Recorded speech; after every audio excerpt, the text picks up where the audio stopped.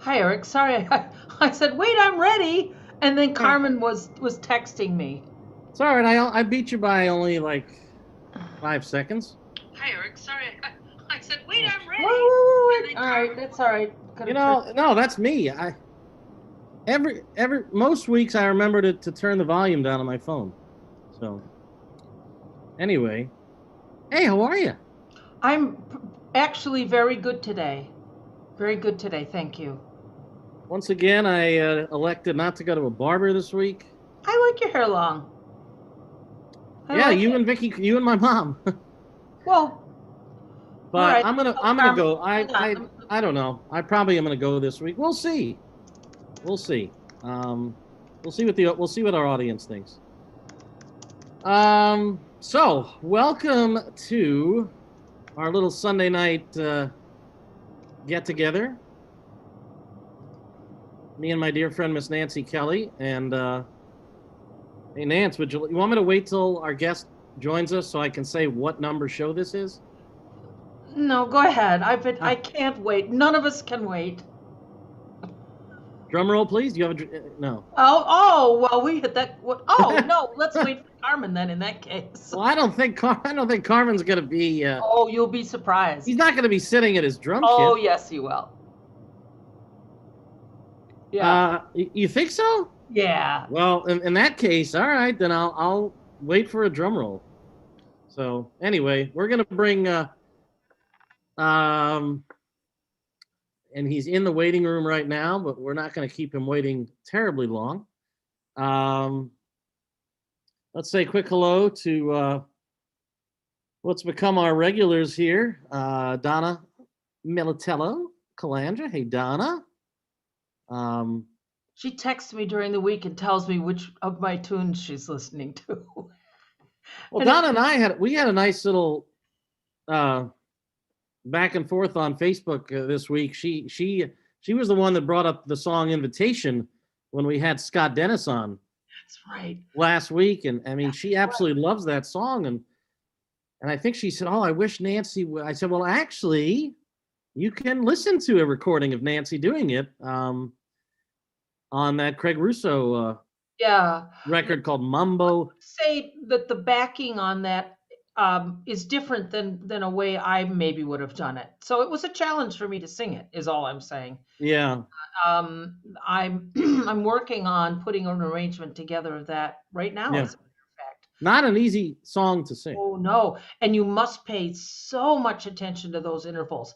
As I teach my students, um, there are pieces of music that you really shouldn't change the melody. I mean, they're so well written that riffing on it it's a no-no. So your only choice is phrasing and emotional delivery. Yeah, yeah. Yeah. And speaking of phrasing, I loved one of your. It might have been your most recent Facebook post where you derived so much joy out of one of your students who just something was it something about phrasing where they I have a got it. young, yeah, I have a young lady who I gathered quite a few young people because they do this thing where they're going to um, not the word what that's the word, sign up, audition, the word Yeah, escapes me, for college. Somebody tell me the word, please. Apply. Oh my god, something. So anyway, they have to audition, and the schools like the new school and um, there's several others, purchase, oh, they all need standards and jazz tunes. yeah. So then they come to me a month before and they want to learn jazz. And you and I both know, I mean, I've been doing it 50 years and I still don't know what I'm doing. Oh, It's like, okay. So anyway, yeah, so this was one of those young ladies who she already sent her auditions in. She's already gotten accepted because you can tell she can sing and she has a degree of talent for sure. But she was singing through tunes like, them that got shall get, them that not shall lose. So the Bible, like it was just you know, Yeah. and I finally sunk it in her head how to get that story told. And Wow. it was like, whoa, this was, and her face just like Yeah. lit up. Like those are those moments. I changed that girl's life forever in that moment. Like she'll never sing the same way again. Yes, you did. And You've so that's changed. what the beauty is of what I do. You've changed. You've changed many lives. You've changed mine. You've changed Oh, mine. You well, have. well, oh, because you're not home alone all the time in the pandemic.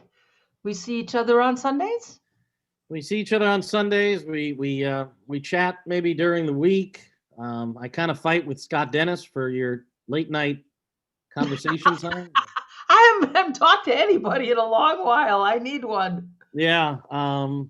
By the way, I want to say hello as always to Beth Ann,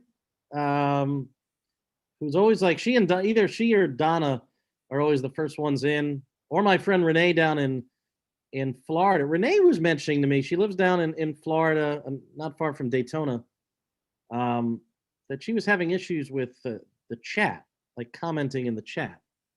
People have said that to me before. I don't know why. I mean, But what we can say is that right now this show is streaming on, well, it's streaming on my timeline on Facebook, your timeline, the Time Out timeline, and YouTube. and YouTube. Yeah. So all I can say is try any of those platforms, and hopefully we can see your comment. I know I'm seeing Donna's comments and Beth Ann's comments, and Barbara Brown is watching, and I'm sure that we'll have a lot of people joining us over the course of the next hour and 20 minutes or so. Anything exciting happen other than what happened with your student, but in this past week, any thing of note that you want to talk about? I'm sorry, I don't have anything exciting. That's all right. I don't have anything. I mean, it's been beautiful. It's just been a beautiful week. The weather's been lovely, and you know, do you walk? See, I go out and walk in it, so it's been very nice. Do you know anybody living in the state of Texas? I mean, boy, can you? Well, actually, my daughter's mother-in-law she's all right now. Oh. But she was in her house for 4 days with no water and no heat. And the only way she was surviving was going out to the car to warm up. You know, you can't just sit in some people are dying because they were sleeping in their cars, and you can't do that. Oh yeah, carbon monoxide poisoning. Yes, it's really dangerous. But she made it through, and so did his father, who was also not a young man. And we were all on the edge of our seat there for a second. Our lives were touched by that tragedy. Yeah, we actually had one of our guests, one of our favorite shows. In fact, Ron Wilkins, a trombonist. I know. That's right, Ron. Is in San Antonio. I don't know how bad. I know. Well, I guess the whole state got hit pretty. No, good. There were a couple cities I read that had planned for it. Apparently, they ignored when they had trouble before in 2011, and they ignored setting up the system so they could withstand the cold. And they're a whole separate grid, Texas. Right. And again, they just don't have the infrastructure that we do. I mean, they're not equipped with like the snow plows and the salt, and so that's why it's been just a devastating experience for that whole state. I think how ironic, a state who doesn't believe in global warming. It's a little ironic. Yeah. Okay, I won't go there. And I agree with Donna, who says yes. Prayers to Texas. I understand things are getting better, but again, Mother Nature is she does her own thing, and we all know here in Central New York that she can be very unkind to us here, but we do have some nice days ahead of us in terms of the temperatures warming up. And hey, just think, it's going to be March 1st, a week from tomorrow. So that's crazy. That's crazy. Good. I had been Just a year ago, I was heading to LA and Denver. Oh my God! It Those were my literally is. last gigs. That's the last time I sang live. But I want to talk about our guest coming up, and he's going to come Well, on yeah, shortly. you said you were bringing him on at 7:10, and guess what? It's 7:10. Well, So, why don't we just bring him on and he can tell us about him? or do you want to give him a little? I'll bring him on. All Everybody right. Well, knows. then I'll let you click. Or no, wait. Can I do it? Can I click admit? Sure, if you want to. This is like always a big moment. Like, it's when you allow me to co-host duties. So let's see. And of course, he's playing. He's drumming. Oh my gosh, he's drumming. Where is he? Do you see him? Deborah. Hey, Deborah. I see. Yes, I see it. I see a still of him at the drum. You said he would be at the drums. I don't see that. Is he? Wait a minute. I hear him now. I hear him. I'm hiding. Don't hide. There he is. Hey. Oh my God! I wish I was at your place. Well, why? Playing cards right now. I know that's what it's Hey, like. now. Wait a minute. Is Nancy a card player? Oh yeah, she's a shark. Whoa. No. You kidding me? No, Whoa, wait. I don't- Let's just set everybody straight here. Carmen is from Buffalo. Do I need to say anything else to anyone? Okay. So, I learned early in life. which thing? Which thing? Everything. What is it about? See, I knew going into this show that I was going to be lost when you guys started talking Buffalo jive. Oh, we'll take it slow. Don't worry. We got a lot of time to talk about a lot of fun things. Yeah. So, ladies and gentlemen, Carmen Intorre Jr. Hello. Hi. Thanks for having me, guys. I appreciate it. Yeah, we had a bunch of other cancellations, so we had to, you were the one. What a shit. What a little shit you are. I was told already. Right. Yeah. So he's from New York, so now we got them. We're all New Yorkers except from different parts. But Carmen, it's great to see you. I think the last time I saw you, you were playing. I think it was when Joe Magnarelli, who was just our guest less than a month ago. You were playing with Mags at Jazz Central. Jazz Central with the Kiko. Oh yeah, that's with right. the Kiko, yeah. And I tell you what, I was sick as a dog then too. Oh, you know what I do? Yeah, and this was back in fall, I think, of 2019. This was pre-COVID. This was in May of 2019, and I remember were you just coming off something, or you were still in the midst of like a I bug? tell you. Yeah. I don't know, but I just told my wife yesterday that I was never so sick in my life. Wow. Yeah, that was tough. But I think I had COVID before they knew what COVID was.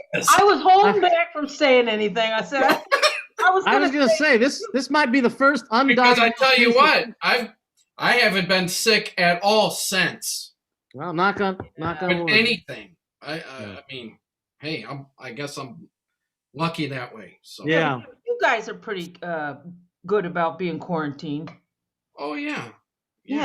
But still, I would catch I'd catch anything and everything. Oh, really? You were?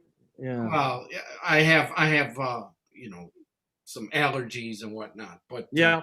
But hey, we've been healthy and knock on wood. So knock on wood is right. I'm allergic to bagpipes. that and maybe trombones, but who knows? Oh my God. Well, we've just lost our Scottish fans. I was just trying to think about an absurd thing to be allergic to. So let's tell everybody. I wanted to start with, first of all, how you and I met each other. I don't know this. Well, I don't remember this. I think I know.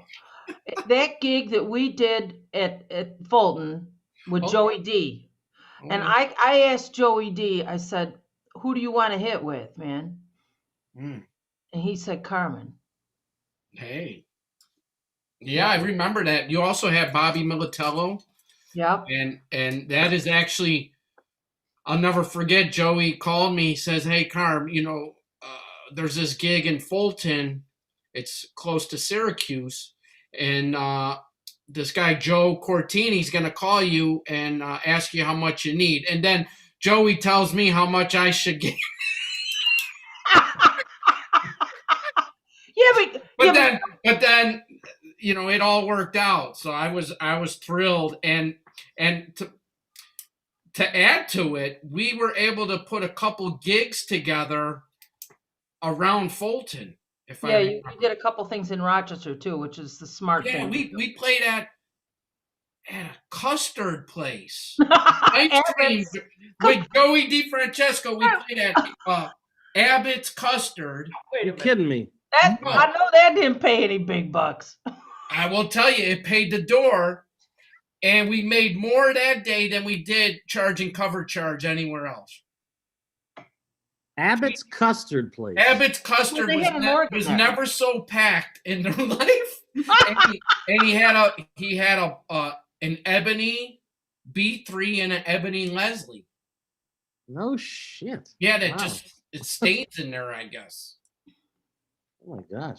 I mean, we did really well at an ice cream joint. People can't fathom the kind of things that we do. Oh my God. I mean, Joey he was laughing at the end of it. He said, I can't believe it, Carm. We did all right tonight. I said, we sure did. Oh God. And Bob Snyder played guitar. Bob actually put that together. Yeah.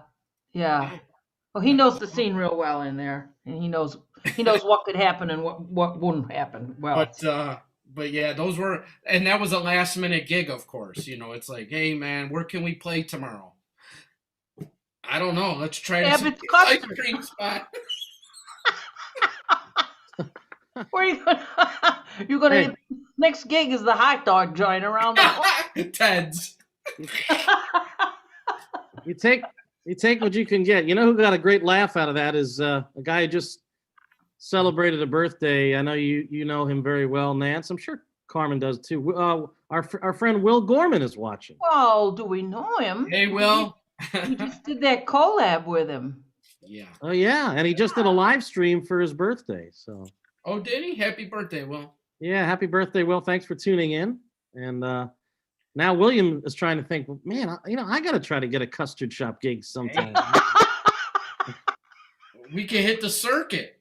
Yeah, there you go. Wait a minute. So what does that mean? William's picture is dark. Is that in Yeah, Will just doesn't have. I guess he just doesn't have a profile. No, it means something. It means something. Maybe he'll tell us what it means. I mean, unless he's trying to send us a message. But yeah, he's a good guy, very talented. I mean, that would be a great conversation. Like, what was the strangest place you ever played? Ooh. Yeah. Yeah, we could all get there.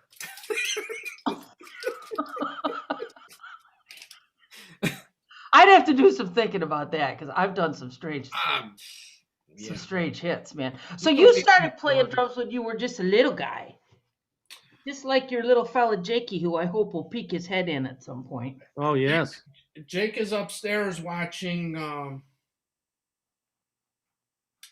Peppa Pig or something like that with his mom. Oh, I thought you were going to say he was watching 60 Minutes or something. Well, believe me, we put the news on and he cries about it, but he eventually falls asleep, so that's good. Well, that's not a bad thing because I don't know if we want to be watching the news these days. 60 Minutes is all right. 60 Minutes is all right, and we compete with it every week. So. What? Why is that funny? I don't know, but because it's just us. And what's weird is we go 90 minutes. They only go 60. Are we doing 90 minutes? Well, no, honestly, no. We will whenever you say.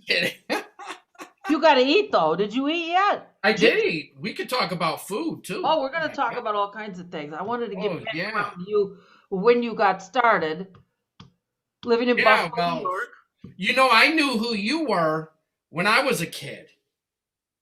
I mean, literally a kid. And I think I met you at the Calumet. probably. I think I did. Probably. You were maybe 9 or 10 or 11 or something like that. Not that young, but I was actually playing at the Calumet 94, like around October 94. Matter of fact, I was in a band. We were all around the same age. We were all kids. I was 14. And then the oldest member was like 16, 17. And we had a band, and our very first gig was opening for Grover Washington Jr. At Shays Buffalo. Whoa. And literally our first gig.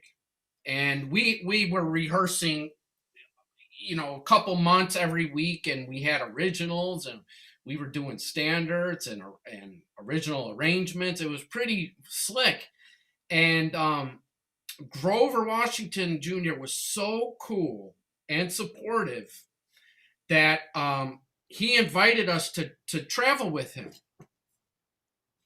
And how I was a freshman in high school. Wow. So how did you handle that? Did you do it? Well, we actually didn't do it, but we always kept in touch. We became friends, and from that show, we opened for B.B. King a couple months later. We opened for this band I was in. And you know who the manager was? Was my dad. Oh, boy. Oh. My dad was calling all his friends to have us open the shows. He was great. He's how I found out about you, your dad. And the Calumet, and that's how we came. My dad literally had us all grab our gear. This is during the day, and we came into the Calumet with our gear. And my dad met Mark Goldman, who's the owner of the Calumet, and he said, "You got to hear these kids. You got to hear these kids." And Mark, who are you guys? Where are you coming from? We never met Mark before. So he allows us to come in the afternoon, and we set up all our gear, and we start playing, and he was floored, and he gave us a gig. He gave us a gig. We were like basically their house band, and that's not an exaggeration. Yeah. But from that, I was also, I'd rent my drums to all the bands that would come in, like Roy Hargrove's band, Nicholas Payton. You're a businessman. Well,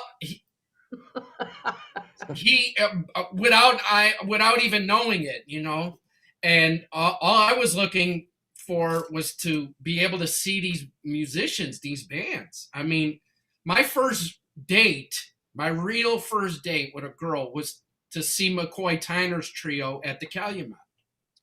Was Willie on drums? Who was on drums? Aaron Scott and Avery Sharp. It was his trio he had in 1996. Wow. And I was 15 years old. Yeah. And they used my drums, and matter of fact, that's how I met Joey DeFrancesco. I sat in with him, really not knowing who he was, or Paul Bombeck or Byron Landham, not really knowing, and we all became very close after that. It's a small world. It really is. Because of the Calumet. I think people, we've talked about this on past shows of what a vivid and very much alive jazz scene is across this top of this state.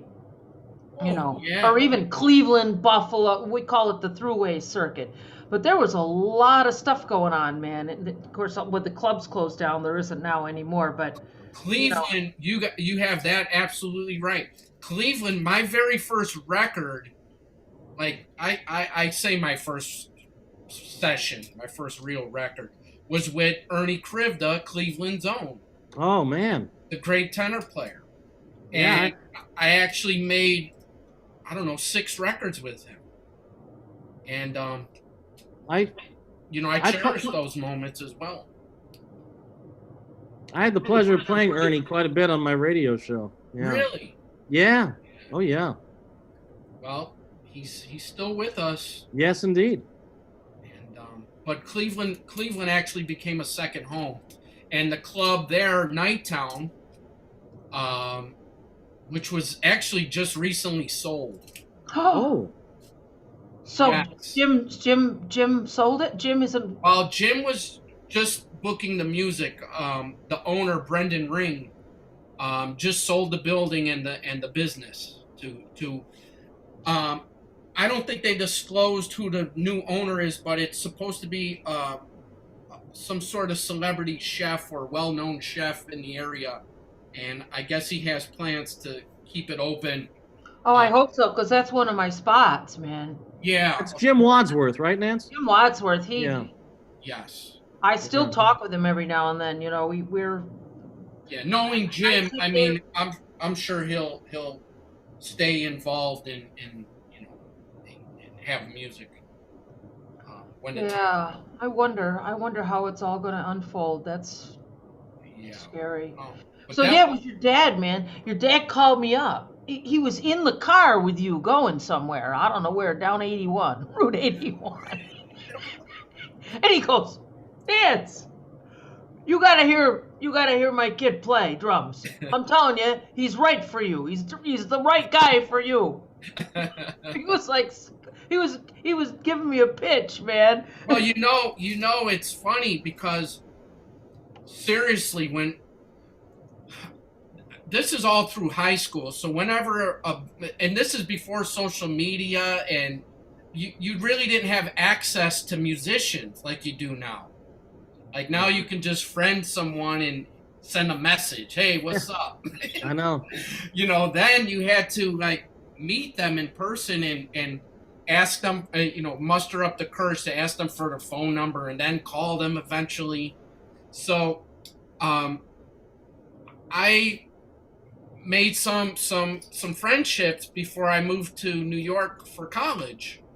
And when I moved to New York, I would call certain people, and the first thing they'd all say, "Hey man, how's your dad doing?" Yeah. Cooking with Carm. Well, now it's cooking with. Yeah, he's a character. All he needs to do is set up a YouTube channel. He made all right with that. Oh my God, he'd be great. He'd be great doing that cooking show. So a very dear friend of ours, Ronnie France. Oh yeah. Wonderful bass player. His forte is a little more on the funk side of jazz, but he kicks butt. He kicks serious butt. And he said he saw you on a studio jams where you played Janine. Oh. Do you remember that? I didn't know that came out. That was for Tom Emmy. Yeah. That's what he just said. And he said he asked Tom who the drummer was because you were kicking butt. Was my name on it at least? Yeah, tell us, Ronnie. Tell us, Ronnie. I didn't know it came out. Oh, that annoys me. That's the one thing about the current times and music and jazz. I'm like, who's the band? Who's the drummer? Who's it? Like you have to go. You got to get online. You got to search for the record. Like when I'm listening to stuff at home, if I'm I got to search to find out who the heck is on the record. Well, we'll look that up later. See, for me, who played on that? The issue is, it's all streaming. There's no physical copy anymore. Yeah. I mean, Nancy and I have physical copies of our records, but everything's just put out there and it's streamed or it's pirated. Well, I was just I'm sorry, Eric. Go ahead. No. You, and then I'll hold my thought. Go ahead. No, I was just talking to JP, my agent, and who has become a dear friend more than an agent, really. Right. And we were talking about the death of the record industry. Like, it's really, really changing, and it's changed a lot. and how we can adapt to that is just things like this, like we did that that collab. Those kind of things are going to be the way it's going to go for a while until we can get back out playing. Yeah. Right. And hey, and if we can work from home and decide which gigs we want to travel to, I think that's a plus. Yeah. You don't have to take everything and really, it's rough out there. It is. is. Take everything if it's going to be a burden. That's all. Yeah. Well, you're a very gifted musician and you're a great guy, so you're never gonna. And you did the right thing. Just it's the same thing I'm happy Will did. You went to school in New York and you stayed. You're basically in New York. You're. Yeah, I'm just north of the city now. Yeah. So, I mean, that's the way that should go.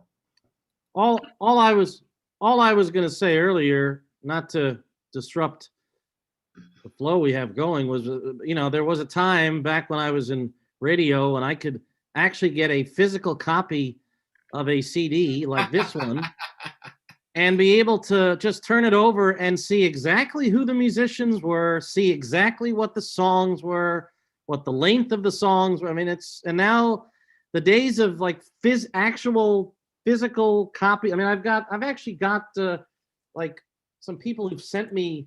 People still send me CDs, even though I'm not in radio anymore. But no, this was your for the Soul. This record, is my right? record. Yep. Yeah, and Put out by Random Acts, and I'm telling you, Scott. How do you say his last name? Scott Elias.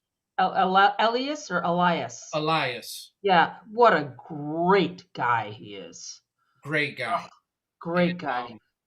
It's funny because he's really the one that made it possible. I wasn't thinking of record. I want to put out a record, and I wasn't really thinking about that. Right. I was on a session for his label, and after the session, he just calls me and says, "Hey man, do you ever think about doing your own record?" And I said, "Well, no, not really." And he says, "Well, I think you should think about it, and if let me know what you have in mind. I may be interested." And this is the project I had put together, literally in 2 weeks. Really? In 2 weeks. And it really came together because Joey DeFrancesco was in New York playing at Dizzy's that week. Oh, okay. So we had to make it happen that week. And did Scott, you do it during the day and then he went and played a gig at night? Yes. Well, we recorded around 3-4 hours each day for 2 days. Wow. And everything on the record was literally like 1 or 2 takes. Yeah, that's usually the way it goes down with and there's some warts or whatever. Everything's I don't like anything to be perfect. It's it's not that type of a record. And my friend Bob, the great Bob Belden, the late Bob Belden, who produced, and arranged for Herbie Hancock and Chick Corea, God rest his soul. He helped me co-produce this project, and he literally said, he says, "Don't worry about rehearsing all this music." He says, "There's 5 of you, there's 6 of you. Just let everyone add their expertise to the music and it will be fine." And basically, if you listen to all like Miles and his bands, that's how it comes together. Everyone just adds to the whole final product, I guess. So true. I love it. How we approached it. Yeah. I think our record that we did together, Be That Way, was that kind of record. Yes. It was that kind of record where we just went in, we just started blowing. Yeah. We have both the two sessions I did with you were nothing but, it was a blast. The group of musicians you assembled were great. There were no vibes, especially the last one. I really dig the Mark Murphy record. Oh, And let's put that picture up instead then. yes. And I have to tell you, I really dig it because not only did you sing beautifully, but I really dug the challenge of playing the different styles. And No, that's Be That Way. that's the first session. Yeah, I was a little thinner there too. Oh, this will still be that way? We're all thinner there, dear. That's hard. We've all gained a little from the COVID. Oh, from the COVID-19. You know, Jer. Yeah, and Jerry, you should tell Carmen. Jerry will be our guest next week. Oh, really? Oh, yeah. We'll have a ball with Jerry. How you doing, Nance? What are you doing? You want to come back on with us next week and tell us? Yes. Okay. But I didn't get a chance to talk about who those people were. Sorry. You out so quick, man. I'll put it back up. So this is, of course, stage right, Jerry Weldon, Nanny Banani, Dino Lucido, my longtime friend and pianist and organist, and the great Peter Bernstein. Oh yeah, man. And then there's my Karmikins. Yeah, that was big fun. Big fun too. That was in that studio. Tedesco's. Tedesco. Mm-hmm. Oh, in Jersey? Yeah. That's where my record was recorded as well. Yeah. Wow. Darn, I actually thought I had a picture of the Mark Murphy band. Oh, I have it somewhere, but I don't I don't know. Where you going, baby? I have it.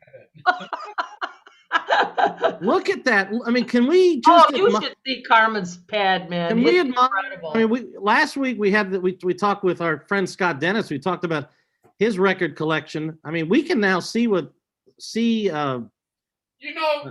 Carmen's record collection is very impressive. You can't find the record. You already gave. You never gave me a copy. Wow. I did too. Oh my gosh. I did too. I'm just realizing you never gave me a copy. Yeah. Come on, Nance. You don't give your own band copies of your. I have a digital copy. We're complaining about digital copies. I know it. I know it. I don't even have one. I realized the other day somebody asked me for one, and they're all up at Subcat. I don't even in a box. I don't even know where my copy is. To be honest with you, it's here somewhere. There's a picture of that on. There's a picture of the band if you go, Eric. Yeah. If you go to the Remembering Mark Murphy page on my site, I think you'll find something on that. Yeah, I want to do that because I know that Carmen, that was a highly produced record. I went to town on that and with the very much. And that's what I really dug. Like those backbeat grooves and I'll never forget. I wanted to make sure I had the right sound for the music. Because I like my drums to sound bebop-ish and high pitched and small drums. But I wanted, when we're playing pocket, I brought out different cymbals. I brought out a different snare drum. All things I didn't tell you about. But I saw what you walked in with, man. And I wanted to really, really get the right sound sonically for the music. We had that groove on New York. Exactly. We had that groove going, which is a completely different thing. But now I need to bring up what that is as a challenge as a producer, because I produce my own records. I mean, who do you get that can honestly and effectively make that work all across the board, every field? We had bop with Red Clay. You want versatility. We had swing. We had bossa. We had funk. We had everything on there, man. Hip hop. That was hip hop. That's right. That's right. So Nance, the only other like band picture that I had found on your page was the one that I had put up earlier. But I know it's not. Oh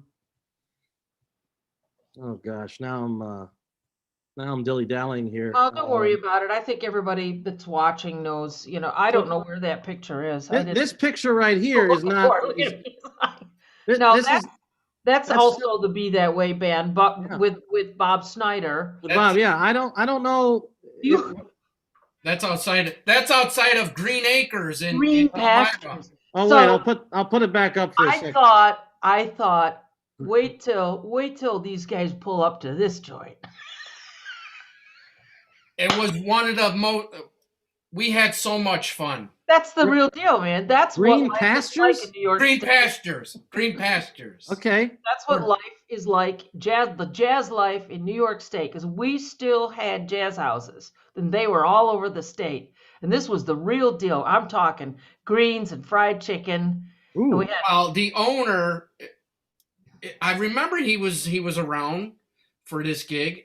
They were so incredible. It was on a Sunday afternoon. It was packed with people.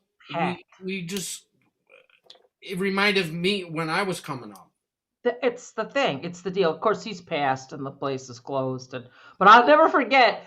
I'll never forget. Jared comes out. He comes out blowing. Yeah. Jared. And he drove quite a ways too. He did. To be there. I know it. He did. And I can remember a guy in the front row going, "Oh, look out now. We got a blower. We got a blower." And he was standing up like, oh my God. I miss that so much. Mm-hmm. I mean, when you go and play Dizzy's and stuff, I mean, it's so, everybody's behaving so much. Yeah. The same thing kind of happens at Birdland, although I think with the right band downstairs in that theater, I could tear that up a little bit. Oh, yeah. It's got to be the right band. You tear up both rooms. I don't know if he'll ever put me upstairs. Now that he's got Ronnie, I don't think he'll. I'm sure he will. We'll see. Hey, I'm just glad Birdland has let's just be happy that there's a future for Birdland. That's right. I mean, what did they raise? Something like $400,000, I guess, for the $500,000 or $500,000 for the benefit. And that will help for about 6 months. Oh gosh. But it shows you, that these places do matter to all of us, and sure. We need them. We need them. Oh, of course. I mean, you're not just musicians though. Everyone. No, this is culture. This is a major cultural identity for America. I mean, we can't eliminate that and let it fade away. I mean, we've already gotten a little too close to being the Kmart society or Walmart society. You know what I mean? It's like we've got to keep this culture, and it's going to happen. You know, right? A lot of kids. So you went to Juilliard. Yes. Tell us about that. What did you study? Percussion and. No, I actually studied jazz studies, and who was the prof for that? In 2001 was the very first year of the program. I was going to say, because I didn't think, Juilliard. They never had a program until 2001, yeah. And I was one of 18 students selected for the program, and it was basically a big band and 2 rhythm sections, and not only was it highly publicized, and there was a lot of press all over the magazines and everything leading up to the program. They were promoting it, and it was tuition free. Everyone received a full scholarship plus a stipend, a living stipend. And if you got accepted. Yes. Yeah. If you were, one of the 18 students. And it was remarkable. Now, back up a little. I was already in college. I was at a place called the New School. Well, we were And, just talking about that before we went on the air. yes. No, I was just talking about that. Don't mind me. I'm old. Okay. Well, the New School is a wonderful jazz program as well. And I always wanted to move to New York after high school. It was like that's what I needed to do. There's no other place to be. That's it. That's If right. you're gonna do jazz, that's where you got to be. And That's why Aunt Nancy has a bedroom at your house. that's right. We put your name on the door. I can't. Yeah. And Kelly Sweets. yeah. And but I was there. I was at the New School for 2 years. I started college in September '99. So Juilliard was never an option because they didn't have a jazz program. So there was a lot of hype, and the key word was full tuition scholarship. So I applied and I was accepted. And it was much different than the New School being a conservatory. So it was very not strict so much, but it wasn't loose. You had specific credits you had to maintain, and grades you had to maintain for your scholarship. And we traveled all over the world. Honestly, that was my first trip to Italy was with Juilliard. Wow. What did you do? You had a core group that went and played, or they had several? Yeah, they would assemble several small groups and send them everywhere. And New Orleans Jazz Fest. I was in Costa Rica, Colombia. Wow. Italy for 4 weeks. Oh my God. It was amazing. It was amazing. And we were basically like a junior Lincoln Center band. Okay. Because Wynton was involved then, and he is again now these days. And it was a great experience. I mean, a lot of people that I play with these days are my classmates from Juilliard. So. Yeah. I have a classical background, and I was very disciplined. And of course, once you've gone through that and lived through that, you really respect its value. Oh yeah, you really do. It seems like it's kind of a drag when you're going through it, but then you look back and say, yeah, "This is what made me who I am today." And the same with you. I mean, when we approach the bandstand, it's got a vibe. That's right. It's got a vibe, and I don't need to go into it, but it's like, we're just not getting up there in our. Well, I mean, to be honest with you, every Tuesday at Juilliard, we'd have a class called improv class. Oh boy. But which a lot of schools do. A lot of schools have their version of it. But we had a different master each week. And I mean, literally, we had Junior Mance, rest in peace. Rest in peace, right. And we had Benny Golson, Lew Tabackin, Benny Powell. We had Ray Brown. We had, Lewis Nash and Jimmy Cobb. And I mean, it was every week.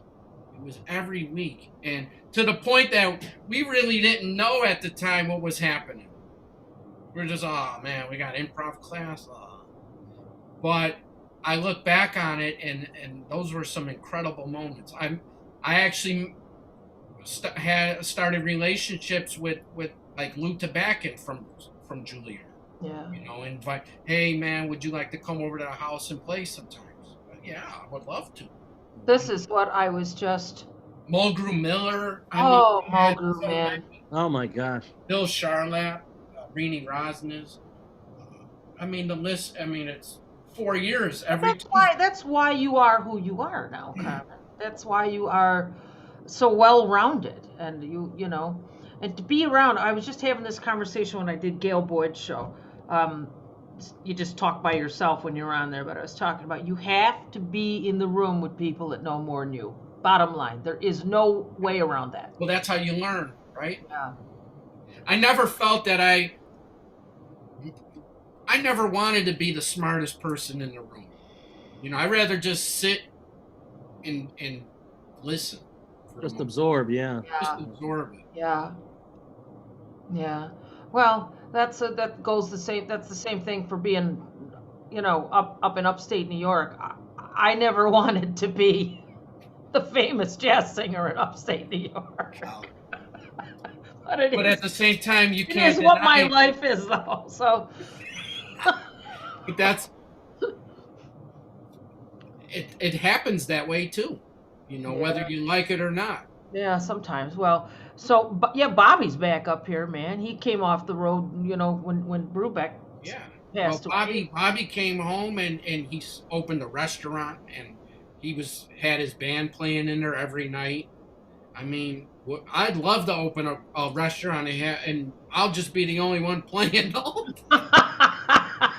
have a weekly gig for myself. So you bring up a really great point, and that is the cooking thing, because you and I and Bobby, I think a lot of players, their other creative outlet is cooking and creating great food.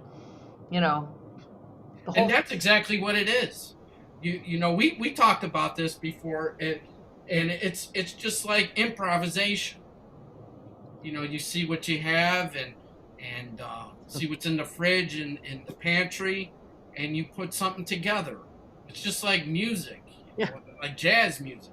You just literally answered the question I had in my head. I said, something tells me that there's more of a correlation between music and cooking than I realize, and you just illustrated. And it's like Nancy said, it's that creative process. Yeah. And what more does anyone creating something, whether it's music or food, want more than people to be satisfied? Great point.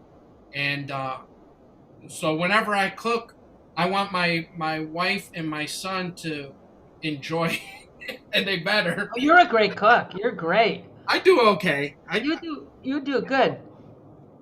I got a little can of arrabbiata that I'm going to stick some shrimp in tonight. You know what? Well, so you have to talk next week when you're with Jerry. You got to bring this up because he just made. Right, I'm going to make a note of this right now. Go ahead. He just made the same exact dish, Nancy, 2 days ago, and he sends me a picture of it. He sent me a picture of it, and it looked wonderful. Well, I make sauce, just like, I'm from upstate, man. I make sauce, but sometimes I keep canned things, and like a night like tonight, when I'm done with this show, I do not want to go out there and start messing with the pots and pans. Of course. So Trader Joe's makes a really nice arrabbiata. Really nice. It's not bad at all. You don't have to do anything to it. Oh wow. Yeah. So, I made lamb chops tonight. Lamb is my favorite. I climbed through. We have a pile of snow in the backyard, which we haven't had in 4 years, actually. Since I was there. Oh my God, that's another story. Yeah. Oh, we'll tell that one. All right. Yeah. With it. Yeah, but I climbed through. Not only did I run out of propane for my grill, I grabbed a tank and I went to Home Depot and bought another tank in the middle of winter. And I hooked it up and I was grilling out there. I grill in the winter. Lamb chops. And yeah. They came out really. So what do you put on them when you fix the lamb chops? You know what I like to do? I like to mince a couple cloves of garlic, olive oil. Eric's getting hungry, man. I'm just yes. I haven't eaten yet, so. Balsamic vinegar, oregano, salt and pepper. Let me think. Sometimes I change it up a little. I put a little Dijon mustard in there, and I put it in a like a Ziploc. That's my marinade. I put all the cut lamb chops in the bag, and I let it marinate for a little bit. and I put them right on the grill. But I char them on the grill. I like the fat. There's a lot of fat on the lamb chop. Don't you kill me, man. I like to char it up so You're killing me. Sear it so it's like perfectly medium rare. Will Jake eat a lamb chop? Jake eats them like a barbarian. Wow. Tell him about your little guy. How old is he now? He's 4. He'll be 5 in the end of April. Yeah. I think you might be now. Please tell me he didn't eat this whole cake. That was my birthday. Oh, that was your birthday. Okay. Yeah, that's my 40th birthday this past August. Oh, come on, Nancy. Does he look 40? Who, Jake? Stop it. Stop it. No. 40? Oh, Carmen's just got that baby face. No way is that a 40-year-old man. That's 40. You should meet his wife, Gina, is just, oh, God. We just adore each other. This is like my little second family here. You have no idea. Everybody sends me Christmas cards, but yours is up on the refrigerator. I found another great one, but give me time. But we started him on piano. He has his piano lesson every week, and like Nancy suggested, I had to ask her opinion, and she said, just let him play. Just let him have fun. Yeah. So don't try to get him reading all it. Just let him decide that it's a cool thing to do. Yeah. Now that's my 39th birthday. Apparently, Daddy has fun eating lobster with his son. My wife took me out for my birthday that night. Oh. My goodness. Make lobster to save my life. It never comes out. That's pre-COVID. Yeah, that's the old world. Yeah. But he looks adorable. I mean, Nancy, whenever Nancy has... you have met no one like this kid. I wish. Whenever Nancy has talked to me about you, she doesn't finish a conversation without mentioning your adorable... you don't understand. He is my man. I wish I had the video of you guys playing together. Oh, I could find that. Yeah. I could find that. Oh my God. I feel like this show needs to have some. It's on Facebook. It's so cute. You were playing his drums and he was playing the keyboard. Yeah. Oh my God. It's been up, and I think all the people that are in the chat right now have seen it anyway. Eric, you'd have to do some talking. I could go find it. All right. I could go find it. It's pretty adorable. Beth Ann Dice, by the way, this was like read some of the comments because there's some good comments. This was before we really started getting into talking about food. And by the way, I'm still salivating over the lamb chops and all. But Beth Ann and Joe Cortini are fabulous cooks, and they've been guests on our show. And Beth Ann said earlier, wait till you hear. Wait, whoa. This is live. Hey, this is live. Live. Oh. Wait till you hear what Joe is making me for dinner. And then she said, we theme our Sunday dinner around the guest of the show each week. So apparently their dinner is a Carmen-themed dinner this week. Well, I think it's more about the Intorre part. Okay, the Intorre part. Chicken Parmesan. Oh. There you go. Chicken Parmesan. I like that. So what are you looking for, Nance? I got it. I found it. You ready? So I was messing around with my man. Let's do it. Are you able to see us? I'm going to get it. Hold on. Give me a second. Oh, yeah. Give me a second. I got it here. All right, you guys, you ready? Wait a minute. Oh, we just got the dish from Joe, too. Wait, you ready? Let's do Did it. everybody see that? Good. Yep. You see it, Carmen? Yes. Okay. All right. Watch out. Look out.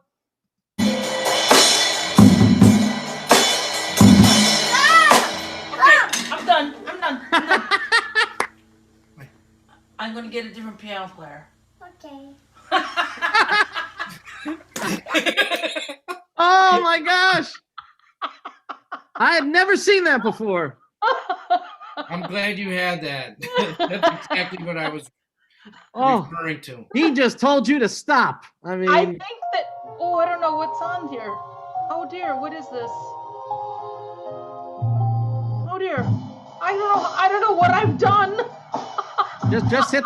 just hit the pause button. I've done something Hit the horrible. space bar. Oh, that's just adorable. I think that what was happening there was most children do not like their photos taken. They don't like movies. They get mad. And I think what he was doing was telling Gina, it was either you holding the phone or Gina. He doesn't like it. Yeah. No, kids don't like that. They don't like, not like us. We'll like move people to get in front of the camera. I have to bribe him to, make like Grampies. We FaceTime with my dad, and Yeah. we call him Grampies. Oh, And Jay, come on, let's FaceTime Grampies. No, I don't want to. I'll give you a piece of chocolate. Okay. I'll give you some chocolate. Okay. I mean, you've probably been asked. Well, I mean, I'm sure you've been asked this question a lot. But he's how old again? 4. 4. So that was a couple years ago. Then we got to talk about that crazy gig. That the reason I was there. Go ahead, Eric. No. I was just going to ask. It's a very simple, basic question. I mean, how did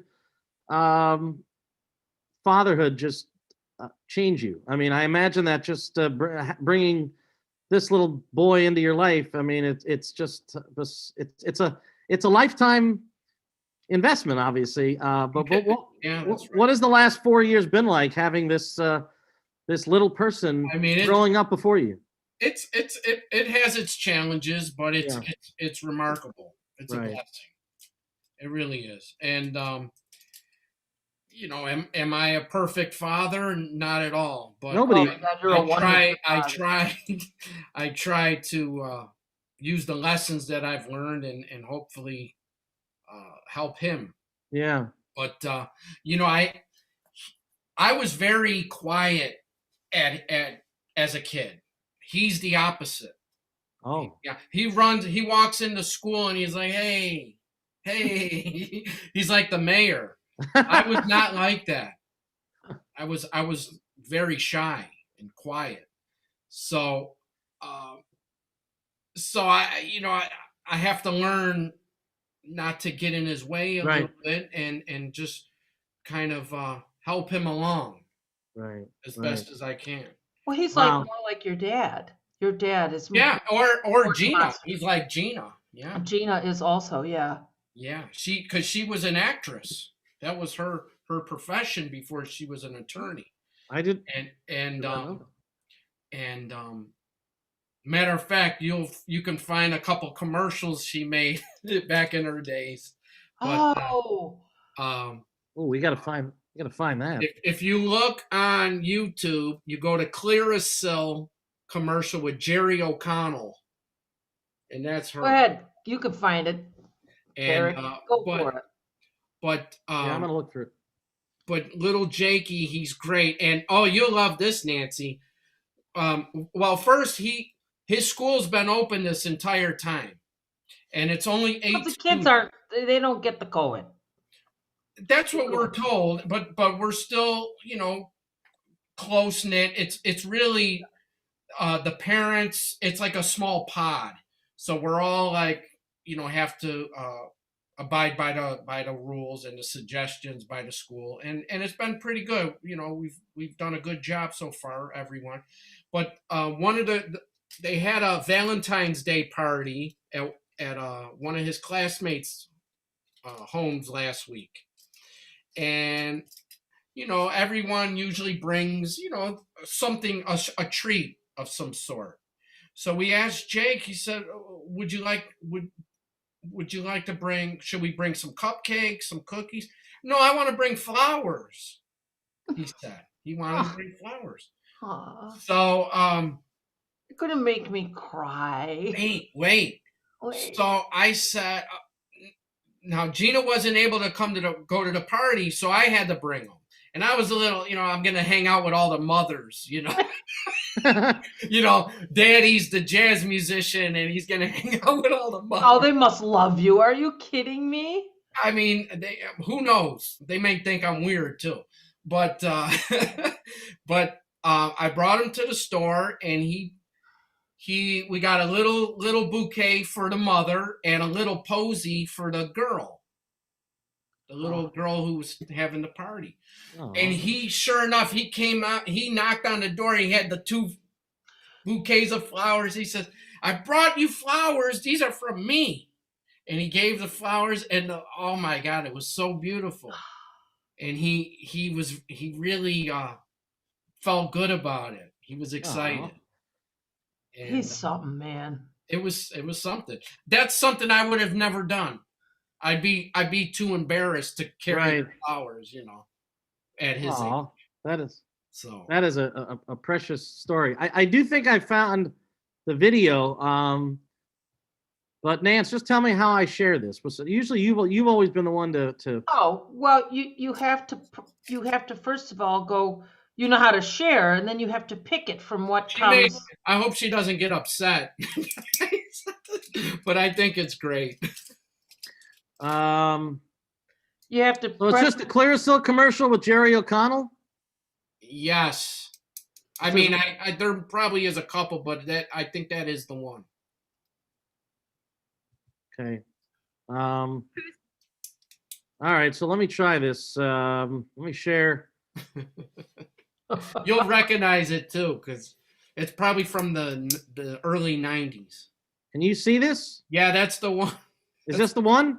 Yes. Now, if I go full screen, if you go, that's all right. Let's try it. That's Gina in the pink. That's her. Oh. How old there? So why don't you help him out? What should we do? Put the Clearasil on his lips for him? Nobody's going to tell you to your face you need Clearasil. Such strong medicine, Clearasil. Where is Wait, you didn't see? There's. Hey, Kevin, wait up. Didn't you see her? Yes, I did. How old was she there? Wow. I mean, what year is that from? Oh my God! I think it actually has the 91. The year. It was 19. What does it say here? Clearasil commercial 92. Okay, I was 12 years old there. Oh. Yeah. You were 12. Wow. Yeah. She was 18. Nothing wrong with older women. Or 17. Yeah.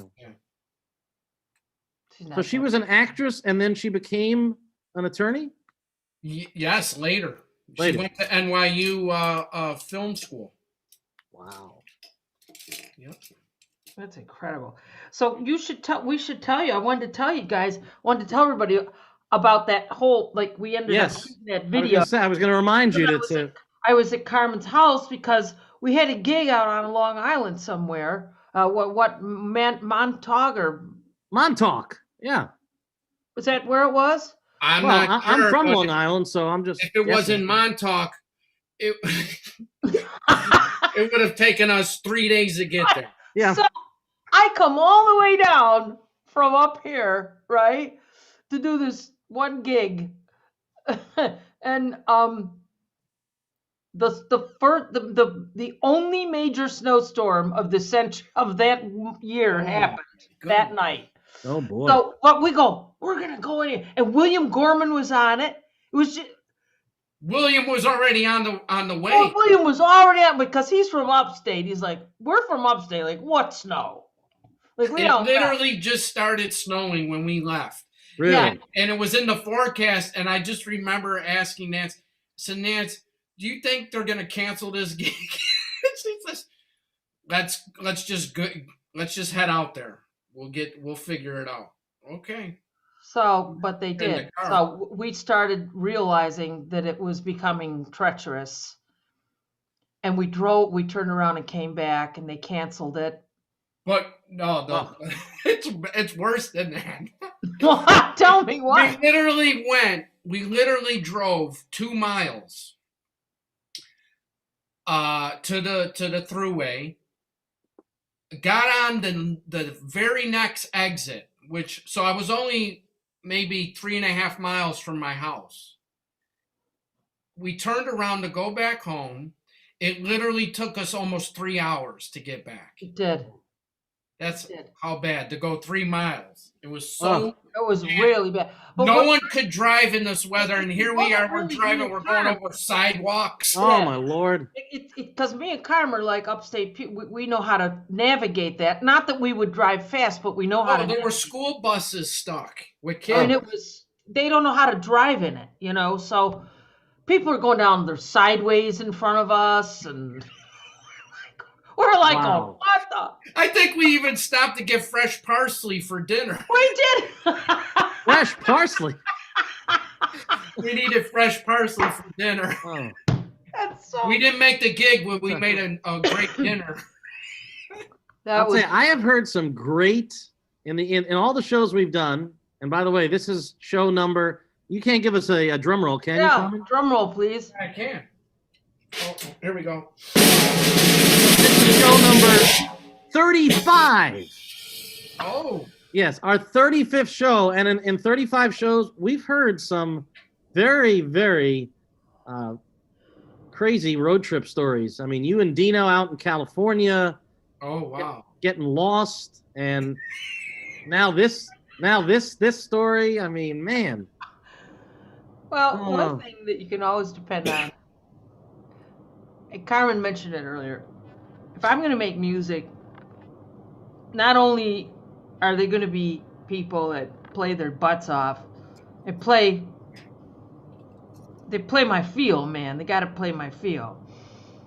But they got to be great people, man. We live difficult lives. Being a musician is a difficult life. So you like to be around some people that really light your day. I mean there you go. That translates to to the bandstand. Yeah. Have each other's backs. Yeah. I remember that night. Possibilities.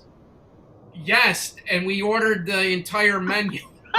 Wait, no. I mean, how do you remember what you ordered that night? the person. And I remember what our guest ordered twice too. Oh no, the person with us, whom we won't mention. Okay. But so he ordered steak, and it wasn't right, and he took it back. And then they brought him another one, and it still wasn't right. Oh, He God. took it back. No, wait, there's more to this story, Carl. I figured it was. There's more. And like after the third one, I said, look, man, just eat the damn thing. Like, will you please? And then, but wait, the girl that managed there's more to this story that I never told you. The girl that managed the restaurant at that time was a student of mine. Oh. And after she heard about this whole fiasco, she quit lessons with me. No. Boy, am I glad I put that picture up. Oh. He's like, I cannot be hooking my way. I know it's bad, but I was literally laughing the whole time. No, it was really funny. I mean, And it's like, I know it. I wish we had a movie of that. It was like, I ordered rare. This is not rare. I'm going, where do you think you are? The Waldorf, man? three of them. We're in Syracuse. Wow. Oh, that's fun. That's oh funny. my God, that's funny. We've all been to restaurants with people like that, though. I mean, It's okay. It's too. all right. It's all fun, and we all adore each other. But I don't want to end this show. I mean, we got a little bit left. I want Carmen to talk about some of the great people he's toured with. I mean, he's had a really blessed career, and he's young, and he's still got a lot to go. See, Carmen, this is why Nancy and I are always on the same wavelength, because before she even asked that question, I had already clicked this picture, because somehow she knew that we were going to get into people that you've worked with and people that you've learned from. And so Nancy asked the question, and I get the feeling that you got quite the jazz education from the great Pat Martino. Oh, I sure did. Yeah. And matter of fact, that's one of my earliest gigs with him at the Montreal Jazz Fest. Okay. Yeah. Wow. And it's I drove from Buffalo, actually. I was in Buffalo Did you go up the 401 or did you go through the state? went through the state. Went through the state, and what a drive. That was a long drive. Well, geez, it's 4 hours from me. They wanted they offered to fly me to Montreal, and I said, I'm in Buffalo, I'll just drive. Whew. You didn't realize it was so far. That was far, yeah. But oh, what a great picture. but we toured as this trio for 7 years. 7 years. Who's And the third person in this picture? Rochester's own Pat Bianchi. Oh, that's Pat. Okay, that's Pat. Yes. Yeah. I haven't seen him posting much lately. He's probably taking a little break. He does so much, he does a lot. I don't think I knew until right now that Pat Bianchi was a Rochester guy. A matter of fact, Wow. I was 15 and Pat was 20 years old when we met. So is Pat from Rochester or did he just go to the school? No, he's from Rochester. He grew up in Rochester and Williamson, I believe. You know Williamson? Williamson, that's near Buffalo. I Oh, no, that's near me. yeah, that's near you. No wonder. It's past Rochester, I believe. Yeah, that's in between Rochester and here. It is.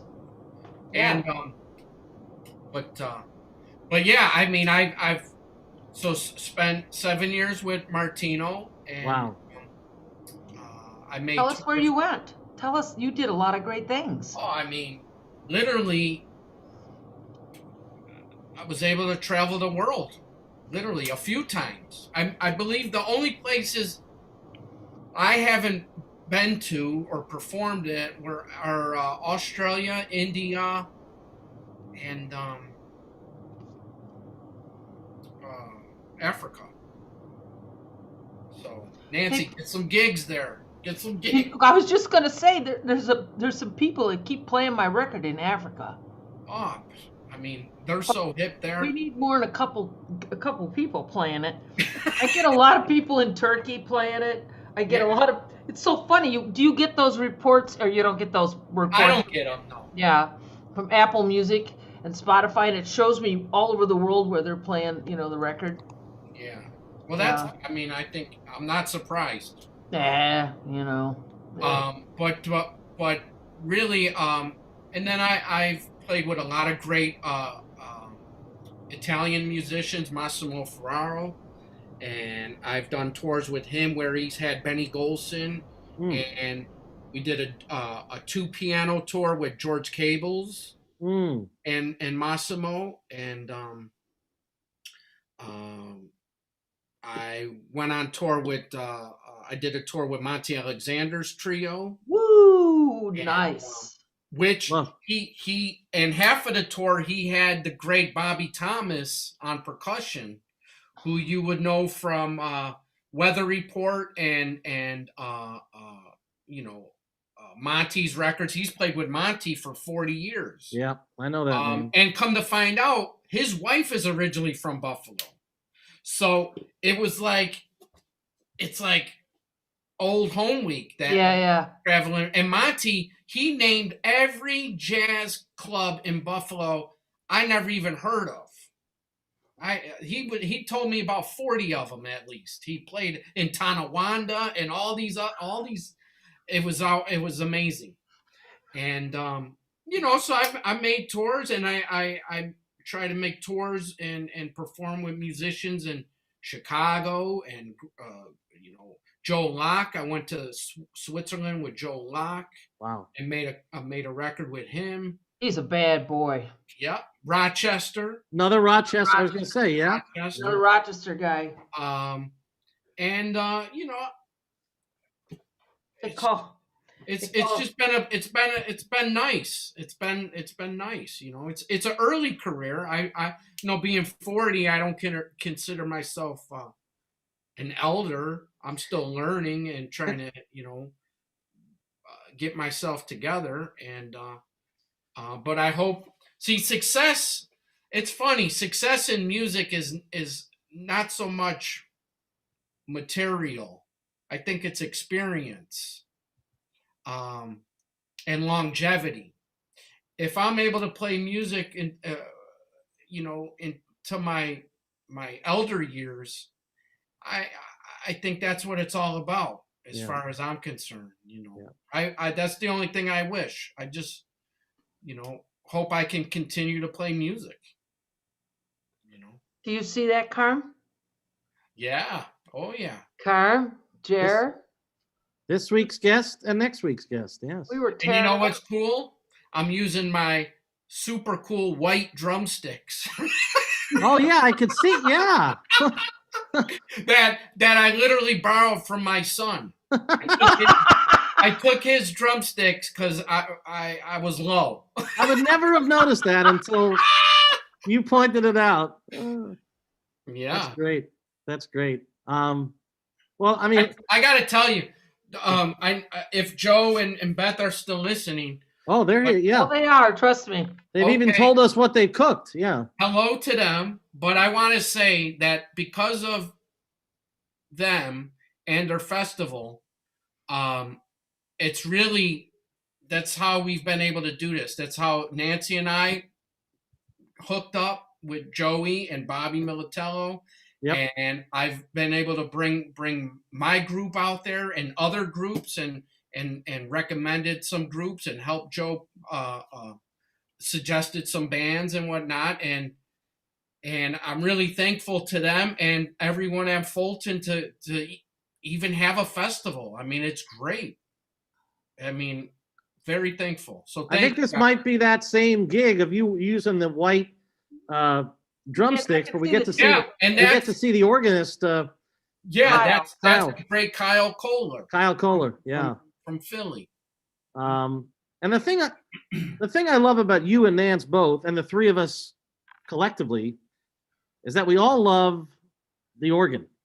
Oh, and whether it's Joey, Pat Bianchi, of course, I saw you with Joey Maggs and Akiko, Kyle Kohler. I mean, I used to do a organ show on the radio every Friday afternoon called the B3 Bonanza. Just nothing but hip organ. And you and Nancy have always been drawn to playing with organists, I guess. Do you remember the first organ record you listened to? And the organ is a rhythm instrument. Organ is a rhythm instrument. I remember the first experience live music I ever had. Please. Tell us. And that involved the Hammond organ, the B3. Wow. Was it Bobby Jones? It wasn't Bobby Jones, but I was already hip to Bobby Jones because I had all the records he and Bobby Militello made. Yeah. Yes. And Bob Leatherbarrow was on with Bob Leatherbarrow and the record Easy to Love. And I'll never forget, I heard that on the radio and I dubbed a cassette. I put a cassette in the player and recorded it that way back then. But it was like Nancy was describing. It was just a small club, literally called the name. I'll never forget. It's called the Mirage. It was on the east side of Buffalo on Bailey Avenue, and they had a jam session it had to be during the week because we came home late and my mom was upset because it was a school night. So, telling my dad, he has school in the morning. So I remember that vividly. Wow. But they always had organ players. And back home you had, Dr. Lonnie Smith is from Buffalo. So I didn't know that. You had Bobby Jones, great Bobby Jones, and other guys. There's a great tenor player that led the session named Jeff Hackworth. Oh, sure. Yep. Jeff has lived in the New York area for, I believe, almost 20 years now. But Jeff, when I was a kid, I would come up and, we'd play Sugar, Stanley Turrentine, and we'd play Jimmy Smith. But one tune you always had to play at a Buffalo Jam session was Mr. Magic. Oh, Grover. Yeah. And so, I mean, that was the sound I had in my head the whole time. So when I witnessed Joey DeFrancesco and his band, it just blew me away. And that was the sound. Oh.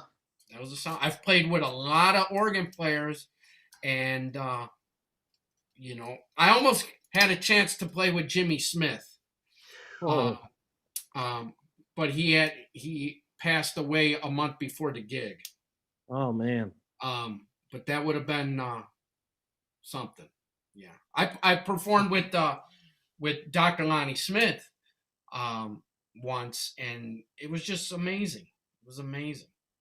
Well, Nance and I always talk about who the guys are that are keeping that musician going today, and certainly Joey's name comes up. Tony Monaco, Tony, Pat Bianchi. I mean, the instrument itself has such a rich history.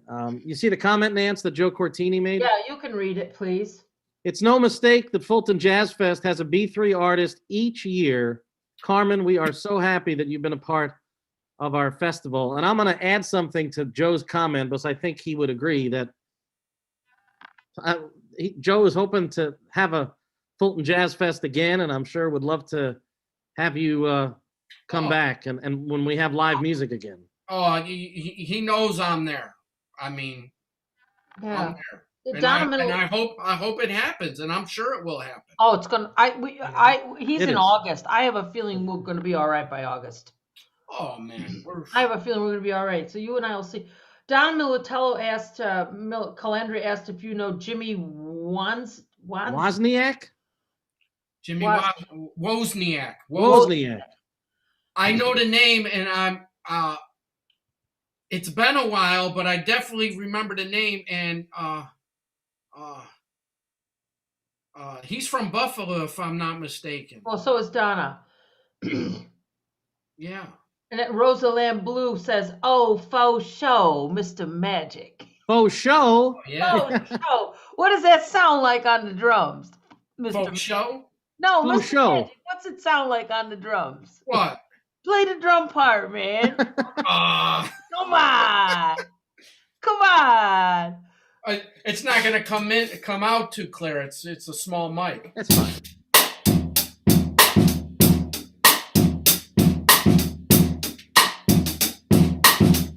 You know that one. All right, ladies and gentlemen, we are so glad you all joined us for Carmen Intorre Jr. And Nance, look what I found, Nance. It took a while, but there we go. Oh, all right.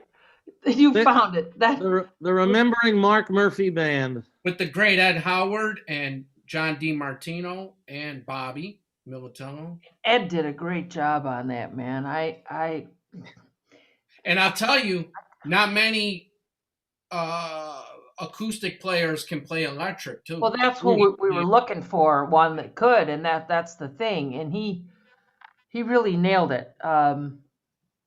Yeah, that's in a whole other conversation. That record is a whole other conversation. Yeah. We were 2019 top 20 best jazz record. Oh wow. I'm not surprised. So I guess I'll see you on the road, maybe. Nance, I only have one more picture left to share because it's not, I mean, I didn't know I would stumble upon this, but you did say if you go to Carmen's Facebook page, you'll probably find some really good pictures. And it's not every week that we have a guest who can say they took a picture with George Benson. Wow. Hello. Well, here, this goes back to the theme of tonight's program, if I may. Please. That picture was not just a picture. It was a gig that we played at a small joint called Bobby C's in Phoenix, Arizona. Oh, I know about Bobby C's. And literally, this was 2006, and I was in New York. This took place in February, and Joey DeFrancesco called me. He says, "Hey man, what's going on? You busy?" I said, "No, not really much happening." Yeah. He says, "Why don't you come out here and spend a week? It's just me. I'm home. Everyone's on vacation. I'm just chilling." I said, "Great, I'm there." He picks me up, and Joey always laid out the red carpet. Just a gracious host, and it really being out there in the sun, it lifted my spirits, and we had an incredible hang and just a big fun week. And he said, "Hey man, you want to play tomorrow night?" I said, "Yeah, I want to play." He says, "We can go to Bobby C's, this joint. I have an organ in the room." And I said, "Well, what about drums? We need a drum set." "Oh, we'll take the drums out of the living room." So we bring the drums, and he literally said, "Hold on, man, let me see if George is around." George. And I said, "Well, George who?" He says, "George Benson." I said, "George Benson's going to play at Bobby C's with us?" He said, "Yeah, if he's around, I'm sure he'd love to." Wow. Not only did George say yes, he came with 3 guitars. Oh. His son drove him in the Bentley. He, oh my God. And we played all night. And literally, we weren't supposed to let people know. Yeah, it's on the down low. Yeah. It was on the down low, but word got out, and to back up, my dad's family, he literally has 56 first cousins just on his mother's side. It's huge. So he has family in Arizona. So I told my dad, he said, "You better call the cousins and tell." There was literally 10 of my cousins, my dad's cousins, in this joint in the first row, jammed in. They didn't believe George Benson was going to be there. And man, we played organ trio all night. Oh, all night. And I have it on tape. I actually have it all on tape. That'll stay. Yeah. And he went into we did Reason, and we did Broadway organ trio. And he was singing, and he sang Moody's Move for Love. Oh, and man. Cottontail and Bluesette. I'm remembering it all now. It was incredible. You're gonna probably remember that 30 years. I mean, that's a night that sticks with you forever.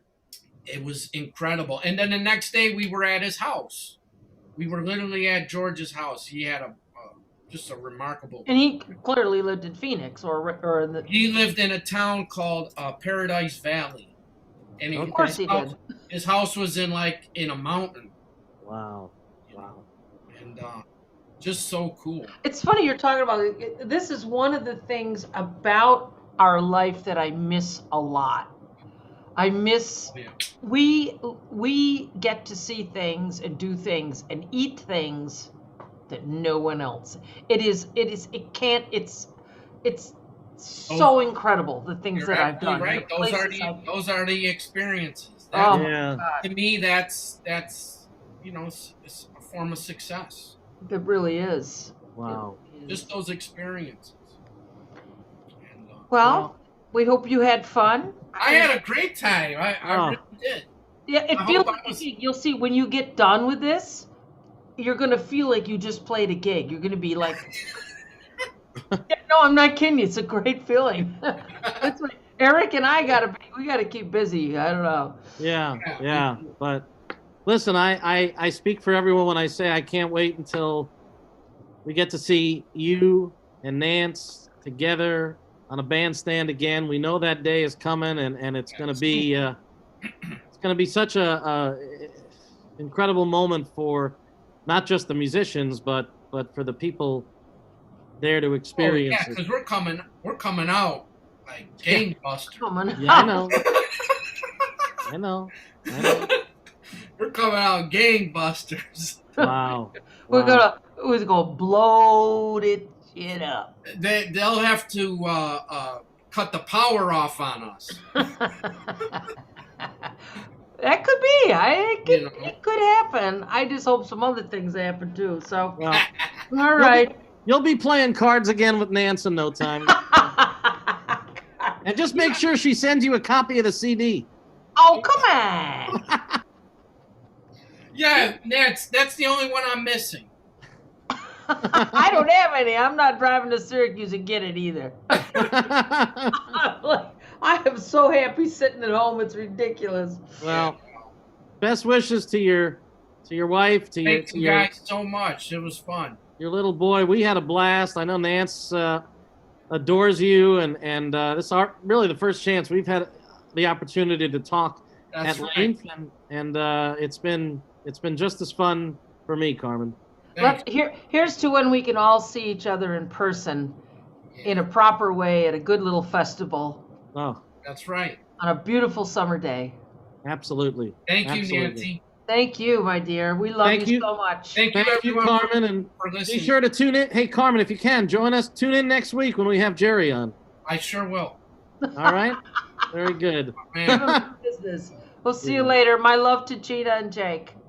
Thanks again, Carmen. See you next week, Nance. Bye-bye. Good night, everyone. Thank you guys for joining us.